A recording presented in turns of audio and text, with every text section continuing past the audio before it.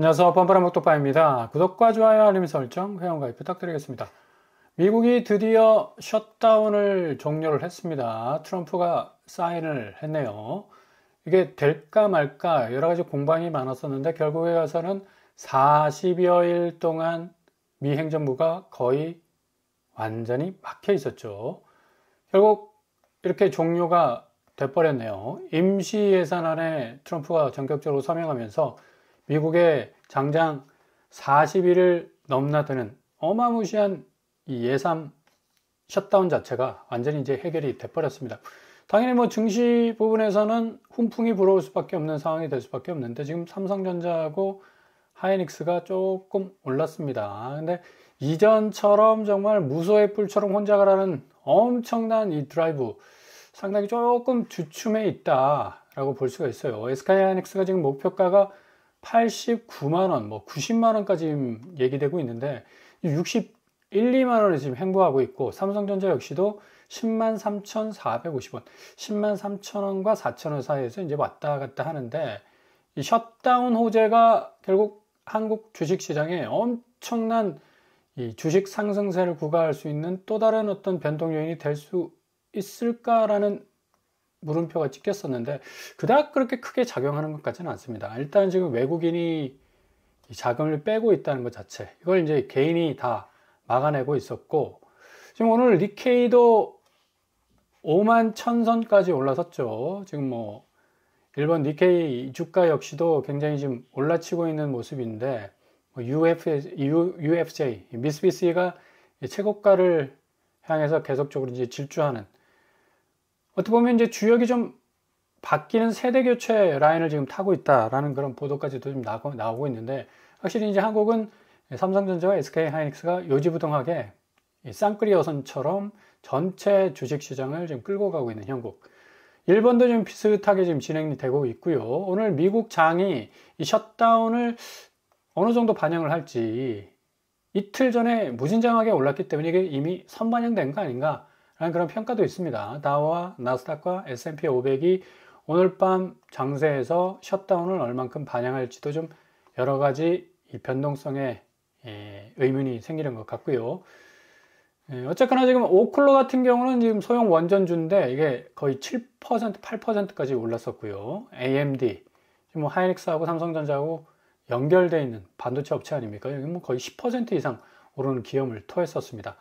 이 정도로 지금 뭐 어느 정도 호재를 상당히 많이 흡수하고 있는 그런 어떤 분위기인데 과연 오늘 밤은 어떻게 될지 혼조세로 지금 다우와 나스닥이 마무리가 지난밤에 됐었는데 셧다운이라는 이제 뭐 전형적인 재정 확대 정책이 어느 정도 이제 먹혀 들어갈 수 있는 트럼프의 정책 자체가 다시 한번 이 뜀틀 위에서 점프를 할 수 있는 기회가 될 수가 있을 건데 여기 이제 증시에 얼마나 반영이 되느냐가 문제죠. 자, 이렇게 증시가 좀 주춤하니까 골드러시 다시 이제 금을 향해서 자본들이 몰려가기 시작하면서 국제 금값이 한 일주일 상간에 4,200달러를 다시 돌파했습니다. 아마 금에다가 돈을 좀 집어넣으신 분들은 좀 쏠쏠한 그런 어떤 수익이 생길 수 있는 그런 상황이 오고 있는데 4,200선 상당히 지금 고점을 좀 찍고 있고요. 금은 끊임없이 안전자산으로서 지금 증시가 약간 횡보하는 분위기를 보이면 이쪽 상향등이 뭐 반짝반짝 켜질 수밖에 없는 거고 국내 금은 김치 프리미엄 2.11%나 올랐습니다. 상당히 많이 올라갔죠. 20만 4,590원을 지금 찍고 있어요. 그래서 좀 다양화 시킬 필요가 있죠. 미장, 국장, 금값, 국채, 또 여러 가지 금융상품, ETF 쭉 좀 포트폴리오를 구성해 보시고 아파트는 절대로 서두를 일 없다. 지금 아파트 가격 뭐 오른다 만다 하지만 전형적으로 지금 하향 안정화되고 있습니다. 그리고 이게 얼마나 이 무주택자들의 바람처럼 단기간 안에 빨리 빠져주느냐 이게 문제가 아니겠습니까? 어쨌거나 아파트 값 내려갈 수밖에 없는 그런 상황입니다. 근데 이제 요게 빨리 해소가 돼야 되겠죠. 너무나 급격하게 올랐기 때문에 좀 급격하게 빠져주는 것도 시장 원리에서 좀 위배되지 않는 인풋 아웃풋이 어느 정도 좀 원활하게 선순환적인 어떤 흐름을 가져가야 된다는 얘기죠. 아무튼 간에 지금 금값 부분, 그러니까 한국에서는 금과 같은 어떤 가치가 있었던 아파트 값은 이제 거의 올드한 자산으로 이제 거의 치부가 되는 거고, 이제 금값 상승세를 계속해서 견인하고 있어서, 예, 국내 많은 투자자들 역시도 이제 금으로 향해서 말머리를 돌릴 수밖에 없는 거고요. 워낙에 지금 한국 M2, 그러니까 광의 통화가 지금 어마무시하게 늘었습니다. 계속적으로 지금 그래프가 올라가고 있잖아요. 그러니까 시중 유동성 자체가, 이 대기 자금 자체가 이제 부동산으로 들어갈까 말까. 왜? 워낙에 집값이 고점을 찍고 있었기 때문에. 근데 이제 부동산 쪽으로는 말머리를 돌려 세우기에는 규제가 너무 많고, 먹을 것도 없고, 수익률도 완전히 떨어지고, 황금성도 없고, 전후 좌우 어떤 호재도 발견할 수 없는 그냥 꽉 막힌 장세입니다. 그러니까 당연히 이제 금융시장 쪽으로 빠질 수밖에 없는 거고, 지금 국내 금값도 이렇게 올라가는 이유도 바로 이런 이유가 있기 때문이죠. 그러니까 유동성 자체가 결국 부동산 쪽으로 대기 수요를 탔는데 이거 더 이상 못하겠다 이겁니다. 말머리를 돌렸다는 얘기고, 지금 9월 통화량이 30조가 더 풀려서 4,430조 돌파를 했어요. 이거 다 어디 가겠습니까? 금융시장 쪽으로 갈 수밖에 없는 거죠. 부동산 시장이 어느 정도 허들이를 좀 낮추고 집값 자체가 안정화되면서 뭔가 실질적으로 실수요자들이 접근할 수 있는 가격 수위가 된다면 충분히 이런 돈들은 부동산 쪽으로 흘러 들어갈 수 있지만 역류가 날 수밖에 없잖아. 지금 장벽이 딱 가로막고 있는데. 물은 돌아 흐릅니다. 결국에 가서는 금융 쪽으로 갈 수밖에 없는 거고, 금 쪽으로 갈 수밖에 없는 거고, 국채 ETF 쪽으로 갈 수밖에 없는 겁니다. 그러니까 이러다 보니까 지금 미장이 어마무시하게 지금 파일을 키우고 있는데 지금 오징어 게임 다 됐다. 왜? 서학 게임들이, 한국 사람들이 굉장히 투기판적인 어떤 그 게임을 좋아하는 것 같아요. 그죠?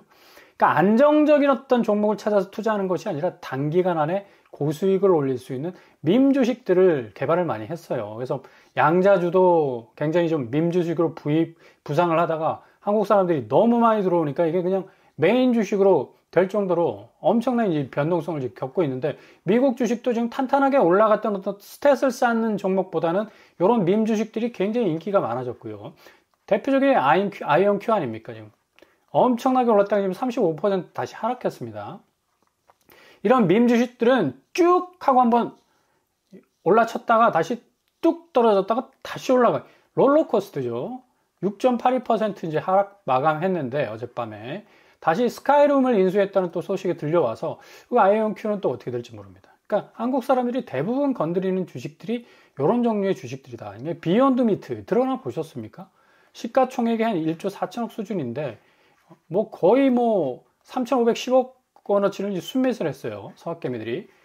여기가 이제 7배 폭등을 한 거죠. 그러니까 거의 뭐 그냥 단기간 안에 자금을 쪽 빨아들이니까 이렇게 폭등하다가 갑자기 또 폭락을 해버리고 또 다시 16.81% 상승하고, 그러니까 이런 것들은 좀 어찌 보면 들어갔다가는 확실하게 물릴 수 있는 리스크는 충분히 있다. 근데 이제 한국 사람들이 워낙에 그냥 이런 밈 주식에 환장을 하다 보니까 단기간에 쇼부를 치는 거 좋아하죠. 왜? 한국 사람들 급하잖아. 빨리. 뭔가 6개월, 1년여 동안 기다리는 게 아니라 그냥 넣고 빼는 그런 어떤 먹고 빠지는 그런 어떤 이 성향, 스탠스들이 많게. 부동산에도 똑같지 않습니까? 단기적 자금을 그냥 영끌 끌어다가 그냥 때려박고, 그 때려박은 사이에 6개월, 1년 사이에 뭐 10억 정도 막 팍팍 올라버렸으니까 눈 확 뒤집어지죠. 그러니까 주식도 이런 식으로 하는 거라. 그러니까 참 여러 가지 변동성을 키울 수밖에 없는 건데, 아무튼 한국 개개인 투자자들의 투기성 자금 유입이 밸류에이션 자체를 왜곡할 가능성 높다라는 그런 평가까지도 나오고 있고요.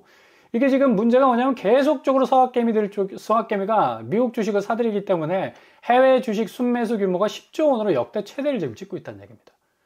왜 환율이 이렇게 들락날락 할까요? 요것 때문에 그렇다는 얘기입니다. 해외 주식 순매수 규모가 어마무시하다. 그러니까 다 외자로 빠져나가지 않습니까? 달러 쪽으로. 그러니까 이 달러의 변동성이 더 커지지. 오늘 1475원까지 찍었었어요. 이게 지금 셧다운이 해제가 됐기 때문에 살짝 누그러뜨린 건데, 이제 뭐 당국에서 개입하고 이러면 어느 정도 환율은 조정 국면이 있기 때문에 1,500원까지는 가기 좀 힘들 것 같다. 어느 정도 좀 안정화되지 않을까라는 전망도 좀 해볼 수가 있겠고요. 좀 전에 말씀드린 이 밈 주식과 똑같은 양상들이 지금도 아직도 벌어지고 있죠. 30억 빌려서 아파트 매입. 부동산 불법 거래 2,696건. 그러니까 부모한테 단기적 자금으로 30억을 빌립니다. 이거 안 되는 사람들은 온 세상 다 영끌 동원해가지고 30억 땡겨와가지고 강남에 고가 아파트 사가지고 단기적 차익 누리겠다. 이런 식으로 뭔가 이 자금의 어떤 이 줄기가 약간 왜곡돼 있다는 얘기죠. 이러다 보니까 국토교통부에서 무려 이 거래 가격을 실제와 다르게 신고한 사례 2696건 적발. 그러니까 내가 목숨 걸고 돈을 따왔으니까 그 따온 돈 이상의 배만큼 먹어야 되잖아. 그러니까 목숨 걸고 이런 짓들을 하는 거예요. 가격 왜곡을 시킨다고. 가격 왜곡 시켜가지고 단기 차익 먹고 빠진다는 얘기죠. 빤스런 한다는 얘기죠. 무려 국토교통부가 2696건을 적발을 했다는 거는 이건 뭐 거의 다다 라고 말을 할 수 있을 정도입니다. 그리고 경찰청 불법 행위자, 뭐 불법 중개, 재건축, 재개발 비리, 기획부동산 등등 64명을 검찰로 송치할 정도로 최대 뭐 몇 배입니까? 50, 300까지 폭리를 취했다는데. 예? 이런 어떤 투기 판적 요소들을 지금 쏟아내고 있는데 탈탈 털어보니까 그냥 뭐 어마무시 지금 나오고 있는 겁니다. 금융위원회 기업 운전자금 대출 받아가지고 대출금 38억 회수해버리는 그런 사건도 있었습니다. 45건의 사례 적발했죠. 그러니까 우회적으로 기업 자금 따와가지고 기업 운영하는 데 써야 되는데 아파트를 산 거라. 아파트를, 강남 아파트를, 고가의 아파트를. 그러면 뭐 차익이 뭐 20억 30억 단기간에 생겨버리니까 먹고 빠지는 거고요. 그러니까 이런 식으로 계속 시장 자체를 교란했다는 얘기입니다. 이거 더 쪼여야 되고요. 국세청 자체는 지금 30억 이상의 초고가 주택 거래를 지금 계속해서 들여다보고 있는데 편법 중에 뭐 부동산 탈세 혐의 있는지 없는지 여부. 그러니까 30억 이상의 그 거래가 그리고 이 국토교통부도 같이 이제 이 MOU를 체결해서 들여다보고 있는데 결국 지금 6월 달에서부터 이번 달까지 11월까지 130억, 112억, 103억 이렇게 뭐 어마무시한 어떤 최고가들 다 이 들여다볼 수 있는 파이 안에 들어가는 거고요. 특별히 올림픽 파크 포레온 39억 5천만 원 거의 40억 찍지 않았습니까? 이런 것들도 다 포함됩니다. 국세청에서 편법 증여 없는지 혹은 부동산 탈세 혐의 없는지 그리고 금융위원회 같은 경우는 불법 대출을 받지 않았는지 들여다보겠다는 얘기예요. 이거 만약에 딱 걸리면 그냥 대출 해소 고스란히 될 수밖에 없는 거고. 그다음에 헬리오시티도 마찬가지죠. 37억. 이것도 30억 넣습니다. 고스란히 여기도 뭐 이런 어떤 최고가를 찍은 거래들 대출금을 어떻게 따왔는지는 뭐 우리는 모르는 겁니다. 근데 이제 객관적으로 투명하게 한번 들여다보겠다는 얘기고. 잠실주공 5단지 트리지움, 엘스 리센츠, 엘리트 뭐 40억을 다 찍지 않았습니까? 이런데. 요런데 집중적으로 들여다보겠다는. 만약 부동산 불법 거래 2696건 가운데 뭔가 위반한 조치, 미반한 어떤 사례가 있으면 대출 회수 즉각적으로 하겠다는 얘기예요. 결국 가서는 이제 올림픽 파크 포레온, 헬리오시티 다 뭐 해당되는 어떤 범위 안에 있는데 둔촌주공 당시 2024년도 9월 달에 전세 매물만 5,443건이에요. 5,000건, 5,000채 이상이었습니다. 대출 막혔다고 막 난리가 났었어요, 그때. 잔금 다 내야, 전세 대출, 뭐, 어떻게 좀 가용 여부가 결정이 된다고 그런 어떤 거의 막바지에 이르는 벼랑 끝까지 갔었는데, 요거 이제 또, 전 정부에서 이걸 해결해 주는 바람에 이게 그냥 훌쩍 넘어가는 느낌적 느낌이 있었죠. 근데 요것도 요 상한 한 5,000채가 어떤 식으로 대출을 받았는지 여부도 들여다보겠다는 얘기죠. 여기 잘못 뭔가 이 위법 사례가 발견이 되면 고스란히 대출 회수가 될 수가 있는 위험성이 있고요. 헬리시티도 마찬가지였습니다. 당시 2018년 당시에 집주인이 세입자 둔갑해가지고 입주 자금을 이제 조달했던 그런 이력도 있기 때문에 이렇게 급속도로 오른 곳들, 둔촌주공이나 헬리오시티 같은 경우는 만약에 불법 사례가 적발이 되면 그대로 대출 회수 조치에 들어갈 수 있는 그런 어떤 이 상황도 올 수가 있다. 그러니까 그만큼 지금 그동안 최고가를 찍었던 곳들이 얼마나 허위 거래들이 많았는지를 고스란히 보여주는 그런 한 대목이 될 수가 있죠. 자, 11호 대책 나오면서 이제 서울 아파트 거래는 77% 엄청난 거래량의 위축을 보여주고 있고, 영등포 93%, 광진 90%, 성동 89%, 거의 90% 이상 거래량이 떨어져 나가고 있다. 영등포는 이제 없습니다. 11월 달에는 한 건도. 광진구 2건, 성동구 2건. 이런 식으로 거래가 쫙 말라가 버리니까 당연히 거래가 하락할 수밖에 없는데 무조건 올라간대. 무조건 올라간답니다. 뭘 믿고 그렇게 올라가는지. 지금 강남만 해도 방배시티 2건이 딱 올라왔죠. 26억 똑같이 66% 떨어지는 4층과 12층에 있었던 거래였는데 26억 7천, 26억 6천. 서초구에 있는 거래. 고덕그라시움도 역시도 20억이 떨어졌죠. 이거 굉장히 의미 있는 지표거든요. 앞으로 11월 말과 12월 초에 어떤 식으로 집값이 확실하게 변동이 될 것인지에 대한 선제 지표라고 말씀을 드릴 수가 있겠고, 그동안 띄워놓은 집값들이 대부분 이렇게 편법 거래와 자전 거래와 여러 가지 집값 대우기 형식을 통해 가지고 정말 좀 허울에 가까운 거품을 가득 끼워놨는데, 오늘 부동산원에 발표한 매매가격지수 변동을 보십시오. 다시 상승세가 꺾였죠. 그러니까 이런 식으로 공식 지표도 지금 계속 꺾여가고 있습니다.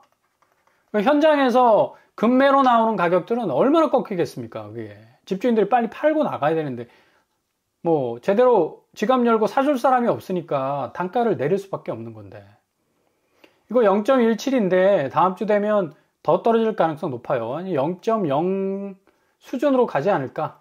이제 역고름이 이렇게 생기기 시작할 겁니다. 수도권도 떨어졌고요. 지방은 보합이고 전국적으로 계속해서 상승세는 꺾여가고 있다. 확실히 서울이 이만큼 올라왔었는데 요만큼 지금 줄어들고 있죠. 경기권, 인천권 마찬가지입니다. 아파트 매매 가격지수 확실하게 변동률을 보이고 있다. 부동산의 여러 가지 지금 말들이 많은데 그럼에도 불구하고 지금 확실히 상승세는 꺾여가고 있다는 분위기는 전해주고 있네요. 자, 매매 가격 변동률 서울 같은 경우는 0.50에서부터 시작해서 반토막 딱 났죠. 0.23, 그 다음 주 0.19, 그 다음 이번 주 0.17입니다. 이거 더 확 떨어져야 됩니다. 그리고 전세 가격 역시도 서울 0.14에서 조금 올라섰는데 거의 이제 보합 수준에 있는 거고. 그러니까 대체적으로 전세 수요가 없습니다. 대부분 월세로 빠져나가지. 누가 뭐 비싼 아파트 전세금, 전세 대출 물어가면서 금리까지 물어가면서 있으려고 하겠습니까? 월세 살고 말지. 그죠? 그러니까 이런 부분들 좀 잘 보시면서 금융시장의 대변동, 그리고 반대급부로 아파트 시장 확실하게 이 단가 자체, 가격표 자체가 변화될 수 있는 수순으로 지금 한참 가고 있다는 것. 절대로 이 상승세가 역으로 다시 튀고 올라갈 수 있는 상승세는 나올 수 없다. 전혀 그런 그 상승세를 뒷받침할 만한 팩트가 없는데, 팩트가 전무합니다. 지금 올라갈 수 있는 팩트가. 잘 지켜보시면서 타임마다 포인트 잘 잡으신다면 아주 좋은 기회에 만나실 수 있을 겁니다.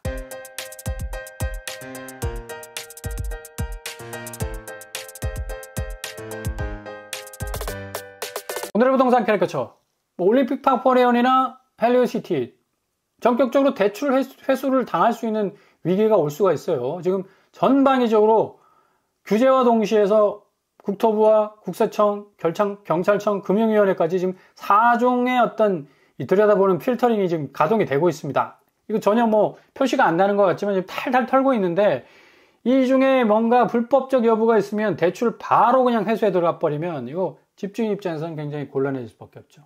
어찌 보면 집을 날려버릴 수도 있는 그런 어떤 상황이 올 수도 있는데, 아무튼 여러모로 부동산 시장은 동서남북 어디에도 빠져나갈 구멍은 없다. 결국 모든 자금은 부동산에서 빠져나가서 금융시장 쪽으로 혹은 골드, 금 쪽으로, ETF 쪽으로 흘러가는, 아마 한국 이 자본시장, 자산시장에서 가장 이 최대 분수령의 지점이 2025년 연말이 되지 않을까 예상을 해볼 수가 있겠습니다.